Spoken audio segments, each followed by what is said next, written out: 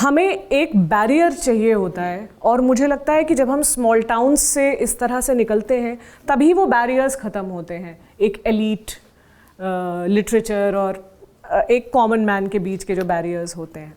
खैर, moving on, barriers की बात है, एलिटिज़म की बात है, भाषा की बात मैं ज़रूर करूँगी। बहुत इंटरेस्टिंग भाषा मनोज जी आपकी है। एक कविता इसमें है, मैं सुनाऊँ? प्लीज सुनाएं। आपकी तरह नहीं सुना पाऊंगी मगर मैं कोशिश कर सकती हूँ। अपनी तरह सुनाएं, वो भी बहुत खूबसूरत है। शुक्रिया। दोनों बहुत देर तक ऑनलाइन थे। दोनों की वजह एक थी, इंतजार था कि सामने से पहल हो।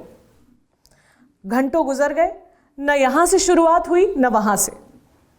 दोनों चुपचाप एक दूसरे का चैट स्टेटस देखते रहे, ऑनलाइन ऑनलाइन ऑनलाइन।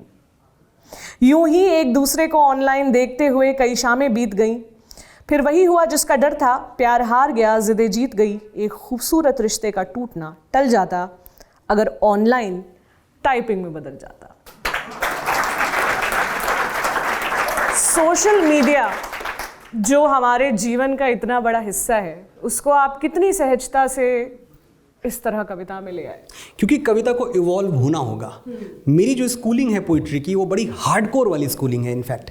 तो मैं फ़ाइलातुन, बहर, अरकान, रदीफ़, काफ़िया, मुझे याद है उस ज़माने में ये तो चैलेंज हुआ करता था। और फिर मैं अरुण जी की तरफ आ रहा हूँ, क्योंकि शायरों को छापते रहते हैं बड़े बड़े ये।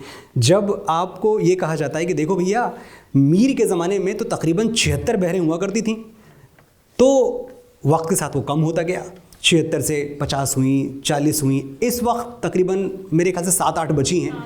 हाँ, तो मतलब हैं तो और भी, पर 7-8 से ज़्यादा कोई शायरी होती नहीं है। तो हम उनमें से थे कि हम सोचते थे कि अच्छा, अगर मीर के ज़माने में 76 बहरें हुआ करती थीं तो हम भी लिख के देखेंगे। तो ये वाला मेरी स्कूलिंग थी। But with the time I realized कि हम जिस दौर में खड़े हैं, अगर आपकी कविता, आपकी शायरी आपके दौर की बात नहीं करती और उसी भाषा में बात नहीं करती जिस भाषा में ये दौर बात करता है, तो फिर आप झूठ बोल रहे हैं, सारी कविता, सारा साहित्य बेकार है। तो मैंने अपने आप को वहीं से बदलना शुरू किया। और ये जो आपने कविता अभी पढ़ी है, ये तो मेरे ख्याल से दुनिया के जितने भी रिश्ते टूटते हैं, उन रिश्तों के टूटने की वजह ही ईगो होता है। ज़िदों ने तरके ताल्लुक़ तो कर दिया, लेकिन सुकून उसे भी नहीं, बेकरार मैं भी हूँ।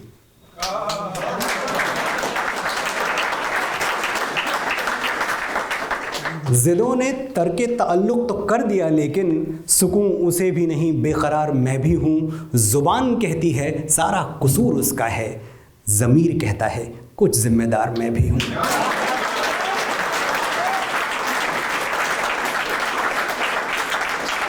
आपने अभी जो बड़े बड़े शब्द बोले, बहर, मैं सच कहूँ बहुत ऑनेस्टली मुझे समझ नहीं आते। और कविता समझ में आई आपको ना? कविता बिल्कुल, बस काम हो गया मेरा।